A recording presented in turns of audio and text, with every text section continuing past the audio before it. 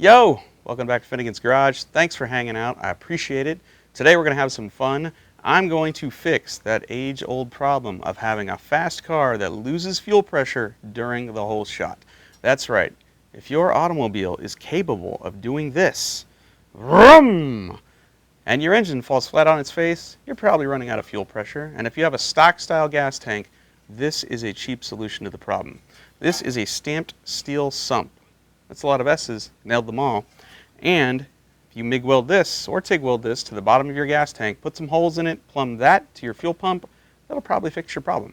And that's what we're going to do today. My buddy Dave Newburn's got a 70 Chevy Nova with a whole bunch of leftover parts from Finnegan's Garage. He's headed to Hot Rod Drag Week, but before he gets there, we're going to fix this.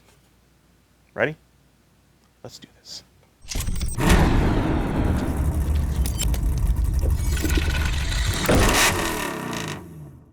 So what happens when you're drag racing is you want to be as light as possible. The lighter the car is, the less horsepower it takes to move at a given rate of speed. So ideally, you're racing with very few gallons of gas in here. But when you do that, if the car wheelies, or if it accelerates really hard, all that gas rushes to the rear of the tank away from this pickup, and that's why you lose fuel pressure.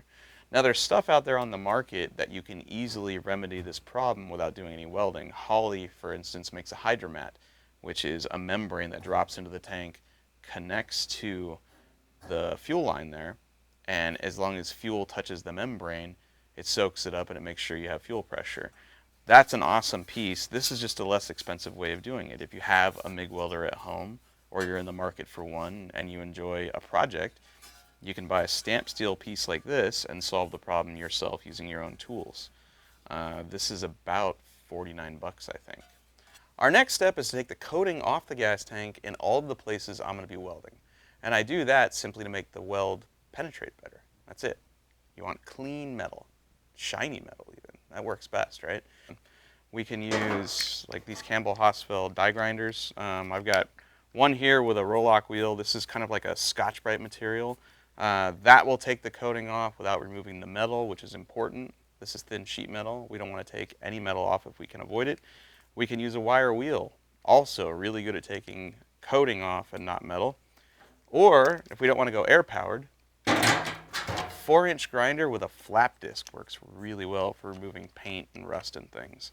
And a flap disc is different than a grinding disc. A grinding disc is very solid, very thick, very hard.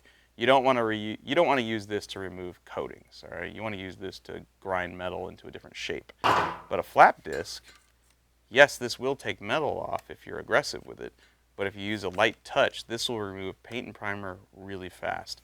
And since it's electric, most of us have electricity in our homes. If you're watching this, you might.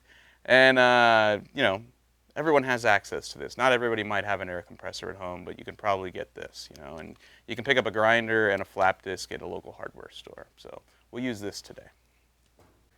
4-inch grinders, I don't care what brand they are ridiculously loud, so if you can, wear ear protection. And then go buck wild.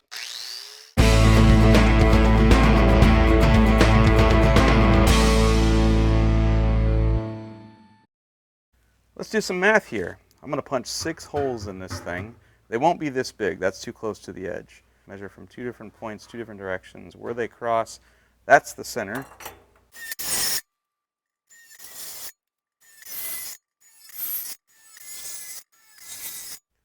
And before you go weld the sump on, it's a good idea to play a little operation and get those pieces out that you cut off.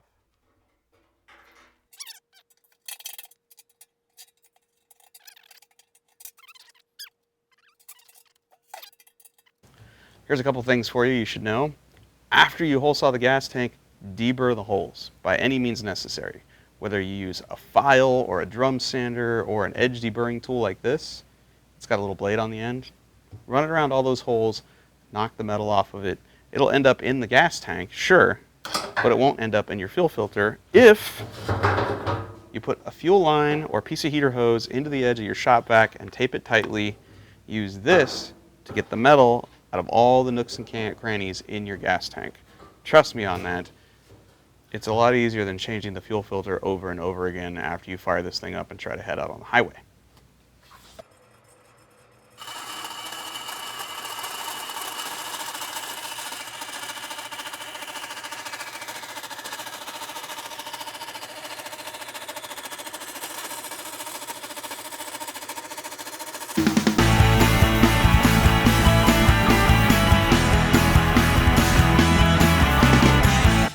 here's a tip for you guys. The more work you put into making these two parts fit together, the less work it's going to be to weld it later, and the better the result you're going to have.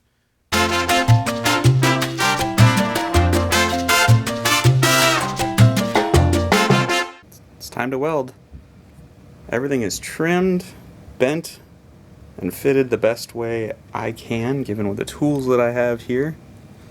You'll notice I used a bench vise to bend the back end of this thing down, but the fit is really good. A little light pressure on top of this to close up the small gap that's there. The one in the corner, that's from where it was notched in the factory. That I'll have to gap weld.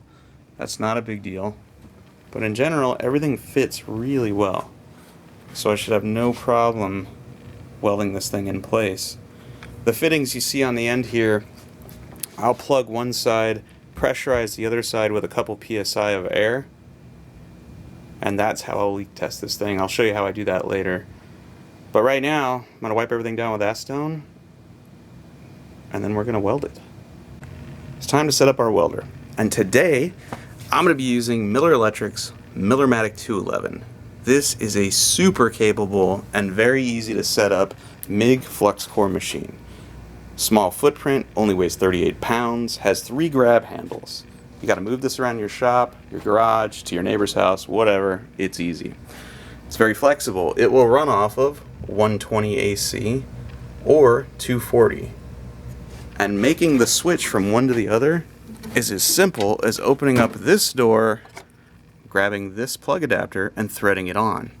As soon as you plug the machine into the wall, it knows what the input voltage is, does the rest of the setup for you. Comes with a small spool of Hobart wire. This is 030 wire. Has a chart in here. You want to make some fine-tuning adjustments or set it up on your own, you can easily do that. But my favorite thing to do with this machine is use Advanced Auto Set. 2 dials. Set your material thickness here. Come over here. Set the thickness of the wire you're going to be using.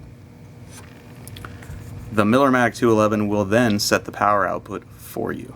All you do is pull the trigger, the thing flat out works. It will MIG weld steel. You can add a spool gun to MIG weld aluminum. It'll do flux core. It'll be stainless steel. I mean, it is an awesome welder for the dollar, and right now it is eligible for Miller Electric's Build with Blue program until June 30th.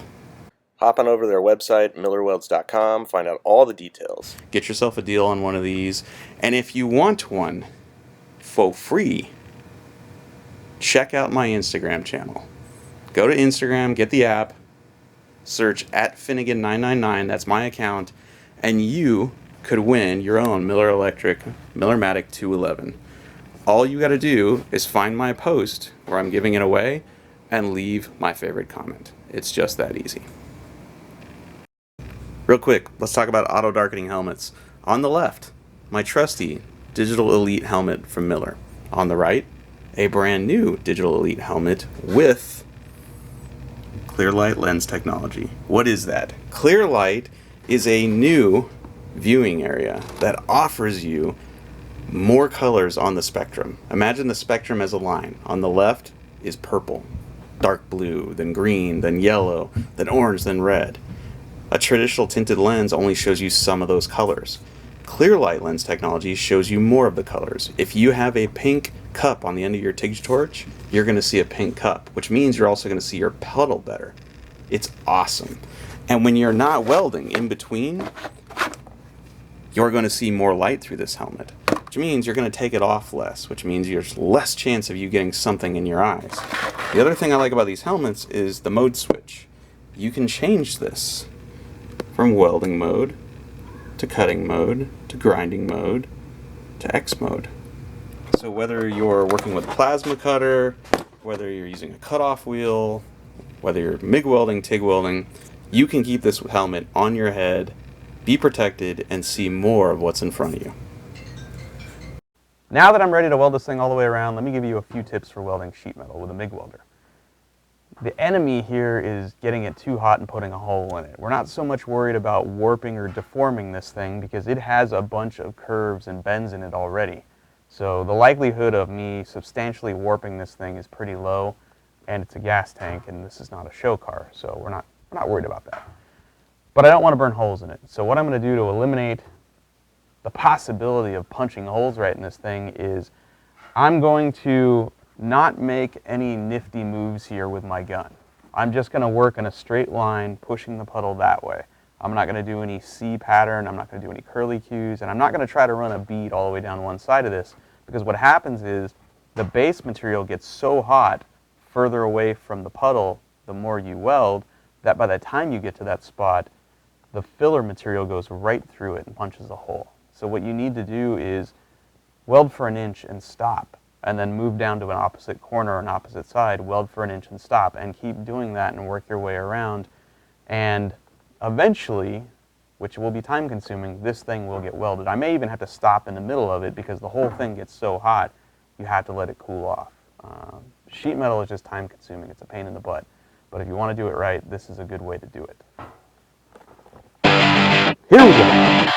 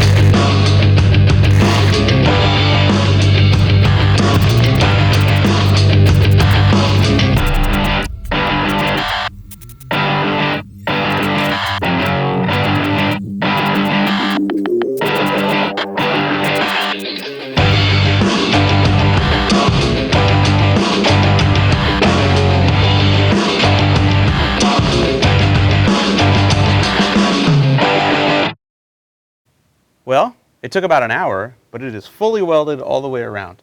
The question now is, does it leak?